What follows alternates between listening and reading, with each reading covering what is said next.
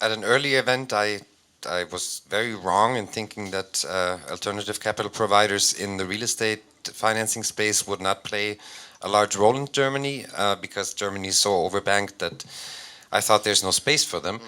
If you look at quantitative data today, you see that they've succeeded in their market entrance and they're, gaining market share. Personally, I still don't understand how they're getting the returns for their investors at this moment, but at least they're underwriting loans and they're becoming a significant part of the market even in Germany, despite the overbanked scene. And with many other investment proposals, I think until something bad happens, they will grow.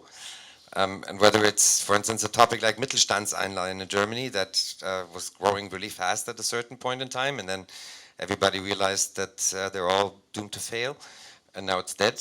I'm not predicting sort of a doom scenario for alternative capital providers here in Germany, but I think the party is going to go on for a while, and they're going to gain market share.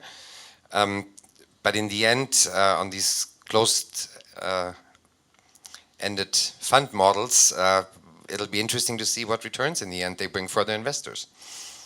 Yeah, I do think there is a niche for these debt funds also in Germany. Yeah, you have the banks who are getting now a bit more cautious, like Anthony said. The roller coaster, going slightly up again.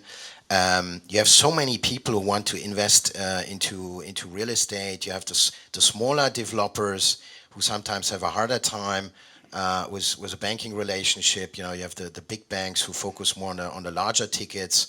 The smaller banks who are relatively strict in their underwriting criteria, and there might be a niche for these smaller developers.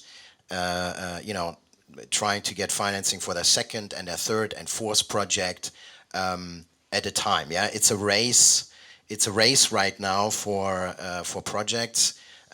Nobody wants to let an opportunity pass. And like Anthony said, of course, there's higher risk for these debt funds, and I'm sure in a few years we'll see a few having certain problems. Yeah, and of course another issue is how fast you can underwrite. That might be also a competitive advantage for debt funds compared to some other institutions.